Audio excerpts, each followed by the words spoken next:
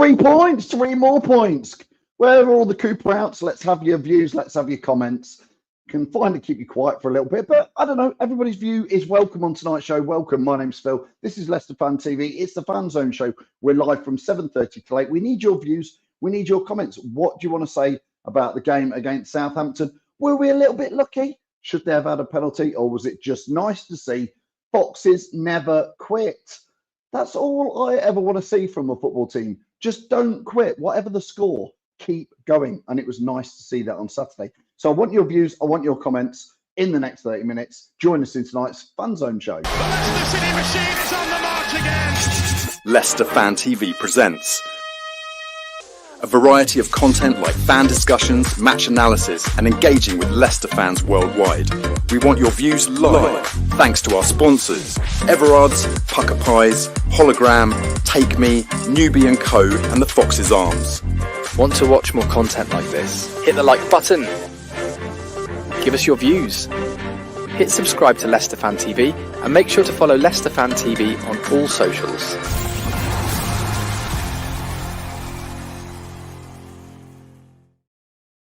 Not one, 2 wins on the spin. Leicester are doing all right, if you ask me. But I want your views. I want your comments. Don't forget, you can follow us down here at Leicester Fan TV on whatever social media platform you're watching. I'm going to be joined very, very shortly by Simon and Tom to get their views. But I want your views as well. We're going to react to as many of your views as possible. Good evening, Jono. Hope you're well. Are you pleased with that result? Bubba, watching from the States. We had them all the way. Super Cooper Bubba. You know, and I know that that was very dicey for a lot of that game. Richie says, good win for Leicester on Saturday against Southampton. Good evening to you. Good evening to you, Richie. Hope you're well. Tez says Roy Cropper's Blue Army. I'm sure you've all seen that. It's nice to see Roy Cropper. Is Roy Cropper still on Coronation Street? I gave up watching Coro like quite a long, long time ago. Is he still on it, or is he long gone? Roy's Rolls and all that. Scotty watching on Twitter says, good evening, all Foxes fans. Hope you're well. Joe says, good evening. What result up the Foxes? It sets us up, and we are bound to talk about Forest on Friday night. Forest themselves are playing Palace tonight at 8 o'clock. So who do you want to win in that? Do we want a draw? Do we want Forest actually to win to keep Crystal Palace down there? I'll be asking Tom and Simon that very question, but I want your views on it. Already starting to look forward to it. If a Friday night game against Forest, 8 o'clock, it's got all the ingredients to be an interesting night, shall we say it. Terry says, great to see we didn't give up. Foxes never quit, Terry. It's not been there forever. So, that was the big phrase we used to use back in the 90s under Martin O'Neill. And to be fair, that's been the Leicester I've always wanted to watch over the years. It's just a team who doesn't give up. And it was nice to see that on Saturday. Andy says, is it Phil or Harry Potter? Don't know what you've been looking at there, Andy. But yeah, I wasn't at the game on Saturday, I must admit. I was with the kids at Butlin, so there was some fancy dress going on. But John says here, let's be honest, a last-minute winner is the reason why we love the game. What 100% yes. 100%. That is what it is all about. I agree. John Tower says, happy with the 3 points, but still big questions about Cooper's selection and tactics. I know there is going to be this. There is going to be lots of people saying he should have started Patua. There's a lot of hindsight, I think, in football. And you, me, John, everybody watching this, we all think we're little mini managers. Oh, he should have done that. Everybody's saying he should start Ricardo Pereira. I'm not sure he should. Everybody's saying, you know, start Patua, not Ayew. Well, Ayew came on and scored a goal. Patua had a massive impact. It's a team, it's a squad thing. We'd all pick different teams. That's the thing. Taito Blue watching on YouTube. Don't forget, if you are watching on YouTube, I know a lot of you are. If you can hit the subscribe button, I appreciate that. He says, evening, great weekend feeling. You enjoyed that? I'm sure you did. Leon says, in my opinion, if that was any other team other than Southampton, we'd have lost. They're the worst team in the Premier League. There you go. Leon, if you want to be miserable, you be miserable. I'm quite happy being happy. Richie says, Roy Cropper is still on Corrie, but I don't watch it anymore. Yeah, me neither. Fatua's got to start against Forest. I think, Andy, you're probably right. Get your views in. Do you agree with Andy? Fatua probably has earned himself a start. But, Andy, if you're going to put him in, who are you going to take out? How are you going to play it? It was interesting to see El Canous, Buonate. Did that work? Did it not work? Listen, I think Cooper is still finding the right blend for the right games, and he's not necessarily getting it right. At least I would say on Saturday, things were wrong, and he put it right. that's what a manager has to do, isn't it? I mean, I know a lot of you who are not that big fans of Cooper will say, just get it right at the start. But, he twisted it and got it right. Came good. Joe says, have to give credit to Cooper for the changes. Also, the team has a massive fighting spirit. Just need to get that first half performance right and we'll be rolling. Again, I'm going to bring Tom and Simon in and I want to ask them that very question. Simon, good evening. Tom, good evening to you. Hope you're well. Phil. Evening, mate. Yep. Tom, I'll start with you. And because obviously I've been quite positive about Cooper over the last month or 2 months, 3 months, saying give him a chance, just give him a chance, let's see what happens. It's annoyed me there's people out there as if they just want us to fail. And one of the things I've seen quite a few people, Tom, say is the team aren't backing Cooper. The team don't believe in him. Diggy, knifey, stabby in the back. That team I saw on Saturday celebrating and in the tunnel cams, I've seen this on other stuff. They look like they're all out there trying to win. And you were there, Tom. What was it like when that final goal goes in? Oh God, it was bedlam. Look, Phil, come on, let's be honest. First half was total shambles. The team selection from start to finish wasn't good enough for me. The team was unbalanced. The second half, there was a different team out there. And look, the fighting spirit's there. There's a team behind the manager. Let's not get it wrong. None of that is right. You can't never say that the players are not behind him. You can see that on the pitch. If they weren't behind him, they wouldn't care. And they were 2-0 down. You'd crumble away and you wouldn't get involved the way they have. The second half, the way that team came out and fought for every single ball to get back into a game, you can see it's a bunch of players who well and truly are behind what he's trying to do. What's that say, mate? I didn't see that one. Oh, it's just saying you're great, Tom. That's why I took it off the screen. Cheers, mate. But like I say, the biggest thing for me, and it's not Cooper out, because I'm not Cooper out. I want Cooper to succeed, but I have to start seeing a full 90-minute performance, because we're going to come unstuck one weekend, keep playing 45 minutes that poorly, and you're not going to get back into games every single weekend and come back from 2 goals down. We've got to start switching on quicker, and the balance of the team's got to be better in my view. That's my biggest concern. So there's still an unevenness, and we saw that again. Poor JJ left exposed on the right-hand side. The first goal, I'm not blaming him for. Second goal, he's got to do a lot better. Kyle Walker-Peters can't run past him that easily. He has to do better. Saying that, once again, it's the same kind of goals conceded. No one picking up their man in the middle of the box. Yeah, there's some great questions coming in tonight, so please do keep putting them in the comments and we'll react to as many as we can. Craig says he agrees with you, Tom. Dorco says cracking header from Vice. That could have been all game over. I've got 2 questions here for you, Simon, and I want to know which one you want to tackle. Reedy asks, if Batua didn't come on, we would have lost. That's a question you could have, Simon. Or you could tackle Andy's question, which is, we're still worried that both goals coming from James Justin's side of the pitch. Which one of those 2 questions do you want to tackle, Simon? I think I'll have a go at the Fatawi one, because I think the James Justin conundrum is something that's, I think, been brought up virtually every game so far this season. So let's talk go to us down about Fatawi. Yeah, instrumental in getting the win. Absolutely. If he doesn't come on, we don't win the game. I think he caught Southampton on the hop. I think Fatawi is in a privileged position this season, Phil, that I don't think a lot of teams really understand what they're up against when he comes on, because he's a bit of an unknown quantity. Now, as the season rattles on, obviously teams will get more accustomed to what he's going to bring to the team. But at the minute, he's got a little bit of a free hit, maybe, in terms of teams being less concerned about him as an entity. I think he plays with no fear. I think he's young. He wants to impress. He clearly wants to prove a point to Cooper, who's not been selecting him of late, and wants to prove that he's worth a berth in that starting 11. So yeah, if he doesn't come on, absolutely, really, we don't win that game on Saturday. Yeah, no, keep getting your comments in. Great to get them in. We're going to get Tom and Simon to react to them. Joe says the backstabbing feeds into the narrative for some fans. There has definitely been a narrative, Joe, purely because they want Cooper gone. It really winds me up. Me too. That's why it's nice to get 2 wins on the spin, because we can go shut the Jeff up for a bit. They'll all be out on Friday, by the way, Joe, if we don't beat Forest. Anyway, he says, also, can we stop referring to a style of play as Enzo Ball newsflash? He's gone. We're in a new era. Good views there. Patrick says, where's Mane? I'd like to ask the same as well. from the other week.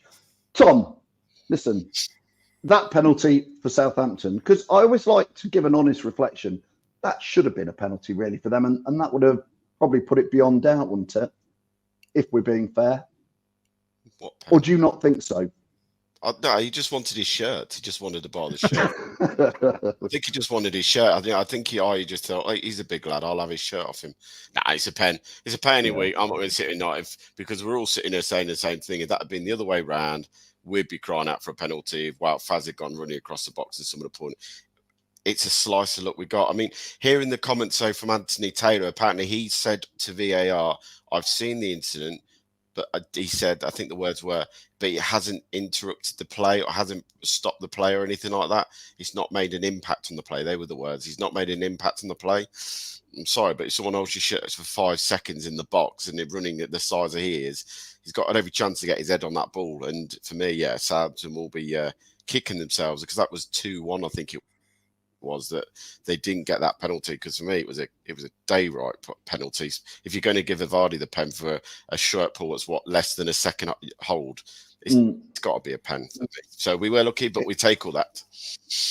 Yeah, it's been a good result. Taito says players fought, which is everything, and something we haven't seen last time in the Premiership. I would agree with that. There wasn't enough fight when we got relegated in there. Scott says here, I had shown that the fans that sometimes these players on the bench to help change the game. Obvious substitutions need to be earlier in most games. I'm going to ask you a question, Simon, which is again about Fatwa. I think you said earlier that you think he must start against Forest. Is that right, Simon? You think he must start? No, I'm on the fence about that, if I'm honest. Okay, yeah, talk us through that, because I want to know how you get him into the team. I mean, when you look at the team that played on Saturday, we just take that one as the most recent example of a Cooper selection. It was far more offensive in his out. You know, he was trying to get players in the midfield that could affect the game in an offensive way. I mean, there's no doubt that Buonanotte has been outstanding for us so far this season. He's been absolutely superb. At the same time as that, El Khanous, in the little bits that he's played, mostly in the game on the weekend when he started, he's looked a little bit like he's still trying to find his feet at the Premier League level. Obviously, he hit the post. He was unlucky not to score. But by and large, he wasn't really having the same impact on the game as the likes of Buonanotte. So for me, if you're going to play Fatawu, then it's El Khanous that comes out. You play Buonanotte centrally behind Vardy and you slide Fatawu out onto the right-hand side. However, it takes me back, and this is why I'm on the fence with this, Phil, because it takes me back to the fact that it was that impact sub element of Fatawu on the weekend that made the difference. Is Fatawu going to have the same impact on the game from minute one? That's the question. And I think, there's an argument for using him and for the last half an hour of games and saying, right, you go on when the fullback's a little bit more jaded and you give them hell for 30 minutes. And that's why I'm on the fence of it a little bit. And I still think Fatawu, with all his talent, and I mean, how that incredible shot at the weekend doesn't go in, who knows? He's still a little bit wild in some of his decision making, and he's still got a bit to learn. And Cooper alluded to that in his post-match press conference, that they're developing the lad. And whilst he's a huge talent, I'm on the fence as to whether actually kind of sub cameos coming on and really having an impact is the best use of him, maybe. Yeah, I agree. Well, I'm going to sort of pass on pretty much the same question to you shortly. Really says Ayew is a better as a sub player to see out a game in there. Patrick says Vardy's was a goal without the pull on the shirt in there. Richie says got to play Fatwa against Forest on Friday. Also, Ben says, when is Tom getting his own show? Tom does his own show. Haven't you watched it, Ben? He does his post-match. He does one pretty much as quick as he can get back to his Fox's Den shed and make a recording. You did one at the weekend, didn't you, Tom? But let's bounce it back to you. Fatwa, should he start in your books against Forest? And if he is, how do you balance that team out to get him in there? I think he automatically balances the team out. That's sort of the difference. But El Canoes, I didn't think he had a bad game at the weekend. Showed some really good touches. Still, I think, as you said, trying to find his feet a little bit in the pace of the Premier League, the aggressiveness from defenders. You don't get time on the ball what you probably got in Belgium. He, for me, obviously drops to the bench. Buonanotte goes into the middle of the park because I think that's his best place to play him. I think if you look at the team and the structure, Fatu onto the right, Mavdi on the left. You've got to shore this right-hand side up. This is our biggest weak spot in the whole team at the moment. And we keep playing Buonanotte there. And at the moment, Buonanotte, as much as he's great talent is going forward, and he's such a talented young man, he hasn't got that defensive mindset yet. And every time we get a goal come against us, it's down our right-hand side or the opposition attacking on the left. If you look on the left-hand side of the pitch, Victor Christian has got the cover because Mavididi is a more experienced player. He's 25, 26. He knows his job role that he has to get back as well, go forward. I think you probably find Benotti is he's trying to pull into the middle of the park so often, as we saw in the first half against Southampton. But actually, El Canoes and Benotti were within 10 yards of each other every single time both of them got the ball because they both were sort of trying to do the same thing. I think you bring in Fatwa, you keep your width. That's something we lacked a bit in the first half of the weekend. And you're going to bring someone in who knows how to play that position. If I'm honest here, I'd like to see Ricardo at right back and I'd like to see Justin move to left back. Justin looks more comfortable in a left back position than he does in the right back position for some reason. And I think if you swap the two over and bring Ricardo into the right back, you sort of have that more experienced player in the right back role and that you give Abdul that little bit more freedom. Bit like the season we won the Premier League when you had Simpson playing in the right back role and Riyad Mahrez was getting forward more and really didn't really help Simpson out at times. Simon, just going to chuck that one, what Tom was saying there, back over to you. Because Buonanotte, I think, has been one of the sort of not revelations this year, but, he's a young lad, 19, 20-year-old. I think he's done ever so well, like Tom says. But I do know what Tom's saying about leaving James Justin exposed. Buonanotte, I think it was their first or their second goal where he made a bit of a rash tackle sort of halfway in their pitch. And he went down, fair's fair, he went down to check to see how the player was. And I think he was trying to avoid a yellow card, if I'm honest. But a bit naively, he didn't spot that their player put the ball down and moved on. And then they were 20, 30, 40 yards ahead and Buonanotte was playing catch-up. That's just experience, isn't it, Simon? But do you hear what Tom's saying? Maybe that hasn't been helping James Justin. Yeah, I completely agree. I mean, the other player that, in my opinion, deserves a little bit of criticism for that was Ndidi, who was right next to Buonanotte when that cheap foul was given away, and he literally just jogged back like it didn't matter. And I mean, I'm not just aiming that at Ndidi. I thought our whole team was a bit half-paced in the first half. They didn't look like they wanted to get at the races at all, and I think that just reflected on it. It was an easy opportunity for Southampton to make the most of. As far as Justin down the right-hand side, I mean, for me, when you watch games, Buonanotte is naturally drifting into the centre of the pitch because that's what he's used to doing. And you see, he's almost kind of doubling over with El Canoes on Saturday at times in the middle, which is great in terms of an overload player-wise down the middle, but it is leaving Justin exposed down the right defensively. It's difficult. I mean, I absolutely respect what James Justin's done for us this season. He scored an absolute cracker at Arsenal a couple of weeks ago, but it does seem to be a consistent issue, as Tom alluded to, that he's getting criticism for allowing people to go by him when and those people are coming onto him unmarked. It's very difficult. I agree with Tom. I'd switch Justin over to the left and I'd put Ricardo in, and I believe that would shore the wide side defence up quite a bit. Albeit, having said that, I'm not sure Christensen necessarily deserves to get dropped the way he's played. It's tricky, isn't it? And again, James Justin, like you say, the goals do seem to have come down that way. There was again one of the goals against Southampton where I played right back very, very badly at a very bad level before. But I know when you're playing defence and you're there, one of their goals, he was like, do I go to the man with the ball or do I go to the man I'm meant to be marking? Because I'm being overrun here. And I get it with Walker Peters did go by him. He was just faster, although JJ is pretty good. He should have maybe put the tackle in. But Tom, if he puts the tackle in, it's probably a penalty in there for him. Tom, just to back JJ up a little bit more, I believe I'm right in saying he's pretty high up on the assists and goals stuff in the league anyway. On Saturday, he had the second highest amount of touches in the opposition box.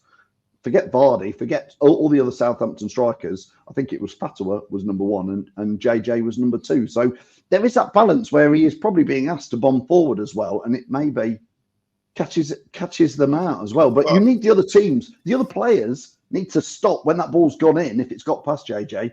That, like you said earlier, they need to mark the people in the middle.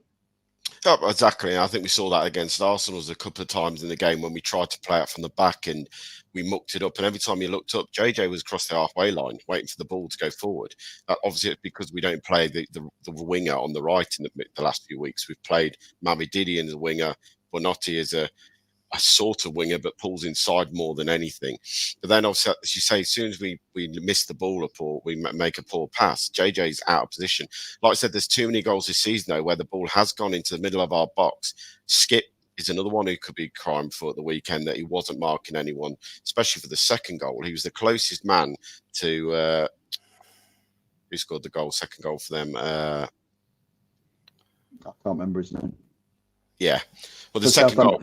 Yeah, for Southampton. Skip is the closest man to him, and he doesn't do anything. He's 5 yards away, and he doesn't even make a movement to try and stop him. You know, it's the midfield as well as the defence for me. So that's what Joe's saying there. Yeah, team problem that the goals are going in. It isn't just JJ. It's a lot coming down JJ's side because he's left on it one-on-one most of the time and stuff. But as a team, you still got to be picking up the midfield runners. You know, that's the biggest problem for me at the moment. We switch off in the most thing. I said it before and I'll say it again. Leicester's best form of defence is attack. When we try and be compact to defend, we don't do it well at the moment. It all goes wrong. We might as well go at teams like we did against Southampton at the weekend. We did at Arsenal for 45 minutes in the second half. We look better. It opens her up a little bit, but we look better because we're not mucking around with the ball at the back so much. We get the ball, we get it wide, and we attack. And playing Abdul, well, we saw what can happen. Yes, it's the first time we've seen it in the Premier League him actually get at a team. I thought he struggled against Tottenham really to adjust to the standard and about taking his man on when to go, when not to go. But he got dropped for a few games. Hopefully now that game yesterday will give him some confidence going into Forest. Carlos says he was on a plane on the way home and he had Wi-Fi on British Airways, shouted in jubilation when that winner went in. I would think people wondered what on earth you were doing, Carlos, if you got your headphones in and suddenly jumping around a plane. That would have been quite a sight. Simon, David says here, just starting to look a little bit forward to the Forest game on Friday. David says, I think it's a free hit with Forest. I'm not quite sure I think it's a free hit, but he says, then let's not lose to Ipswich is the minimum, I reckon. I think Cooper's got us into a good position now with those 2 wins on the spin. I think the Forest game on Friday, Simon, 8 o'clock kickoff under the lights, I think is a little bit of a funny time for them to put Leicester against Forest on, if you ask me. I think it's asking for a bit of drinking, which would be nice. But what's your take on that game on a footballing matters? Is it a free hit, as David says? Not for me. You know, it's another game that we want to pick up points in. It's a local derby. You don't want the bragging rights going to them until we play them again at their place in a few months' time.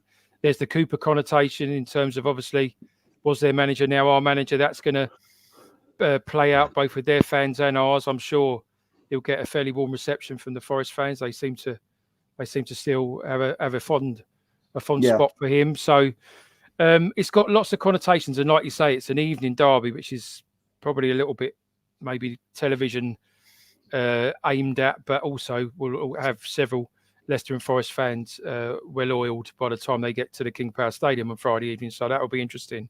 No, not a free hit for me. I'm looking for 3 points on Friday night.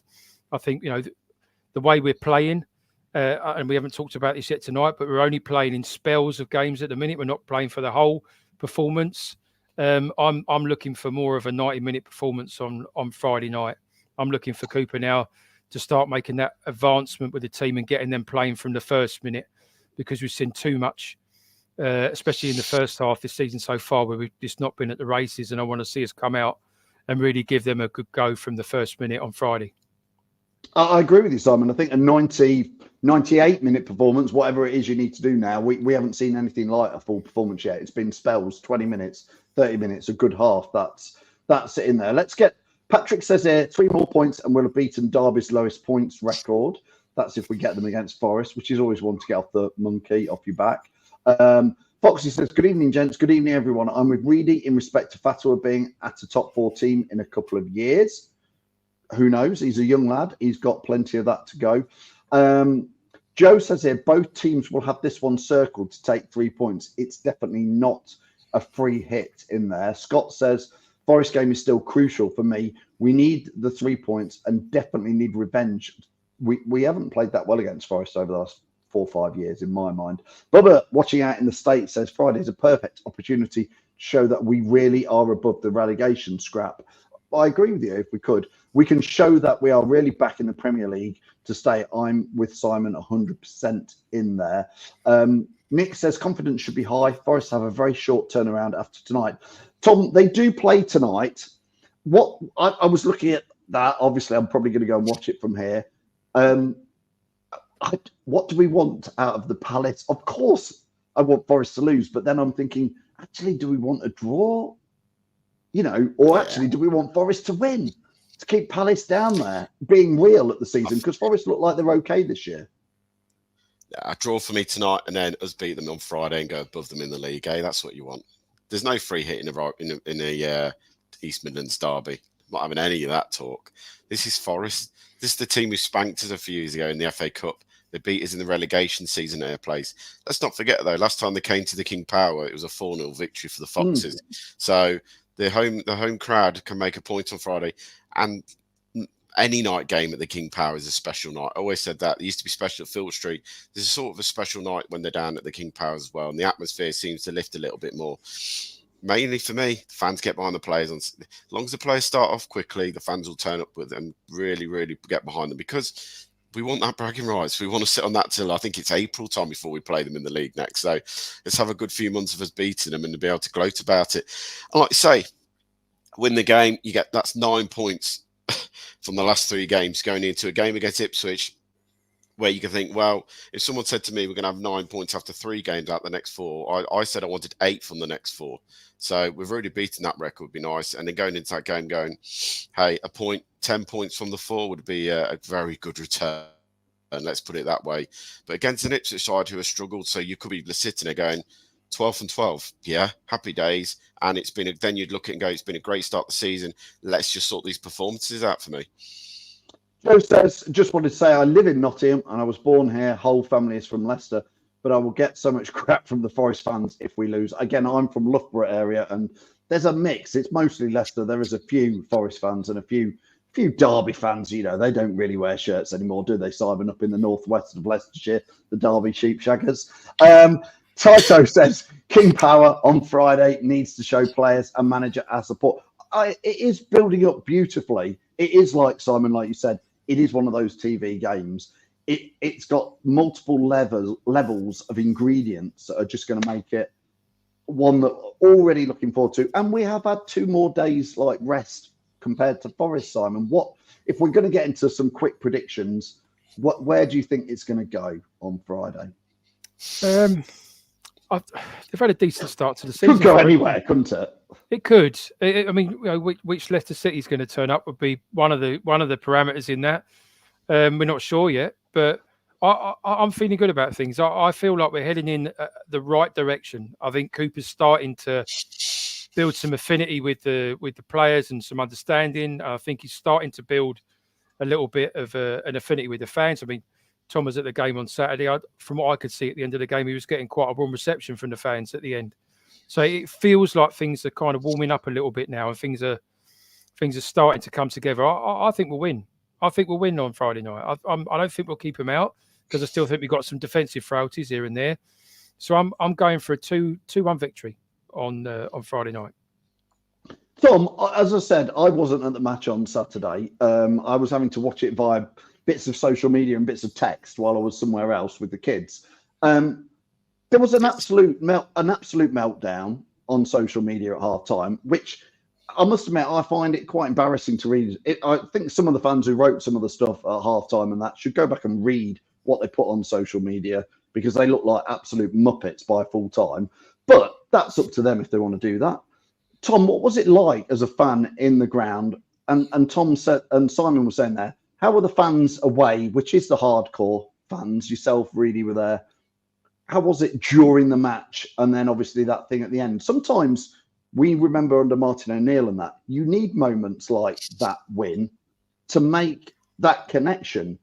Simon just alluded to it. Do you feel maybe there is a connection starting to happen?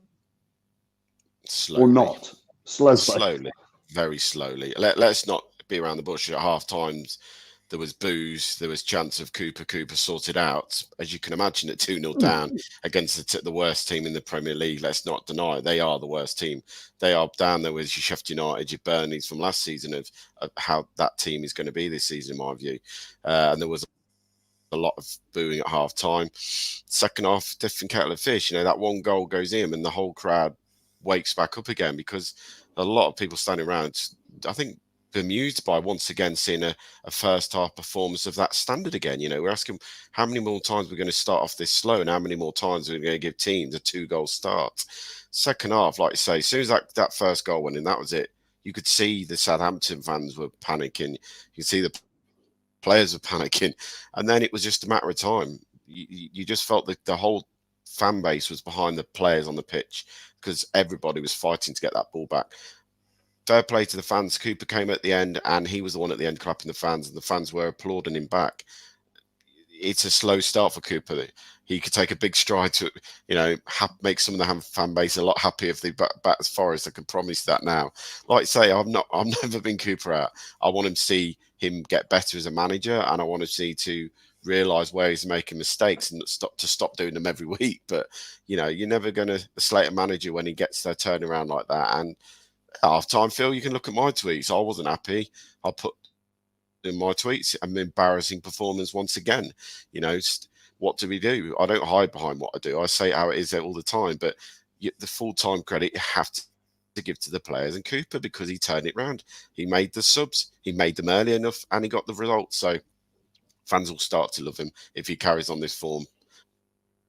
Let's carry it on Friday night. Hey. Well, let's leave the last comment here to Ravenclove, who's watching on Twitter or X. He says, Cooper will want to get the City fans on his side by beating Forest. And it is a great chance, like he says, what a great chance to endear himself to the City faithful. Sometimes these things can go two ways for managers and clubs and all that. And sometimes you just need a spark.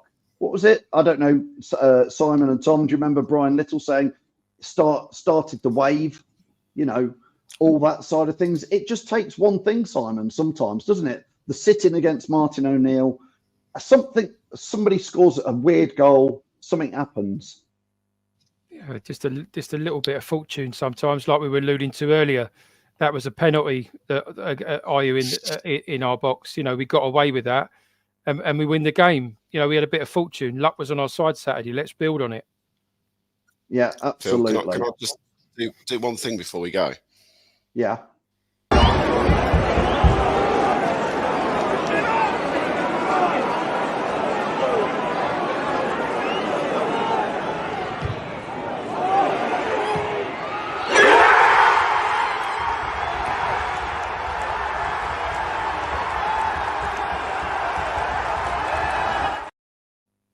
Yeah, that was worth showing, Tom.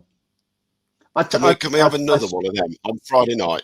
One, you know, just about the 98th minute, and Vardy smashes one in and then runs up to the Forest fans and does something, because fair play to Vardy again on Saturday for doing something to the Southampton fans. He's never going to get old, is he, from doing it? No, absolutely not. Bless him. He did ever so well. And I think it was great. It was one of those performances. It was one of those somewhere. I'm gutted I wasn't there. But, you know, sometimes these things happen.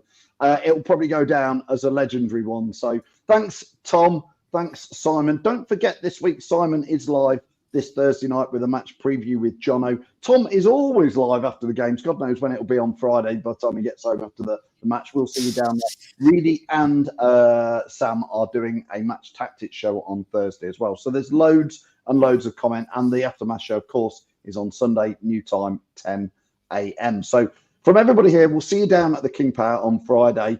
Keep things going. It ain't looking bad. It ain't looking bad. And I'll see you soon. Leicester City machine is on the march again. Leicester Fan TV presents a variety of content like fan discussions, match analysis, and engaging with Leicester fans worldwide. We want your views live, thanks to our sponsors, Everard's, Pucker Pies, Hologram, Take Me, Newbie & Co, and the Fox's Arms. Want to watch more content like this? Hit the like button. Give us your views. Hit subscribe to Leicester Fan TV and make sure to follow Leicester Fan TV on all socials.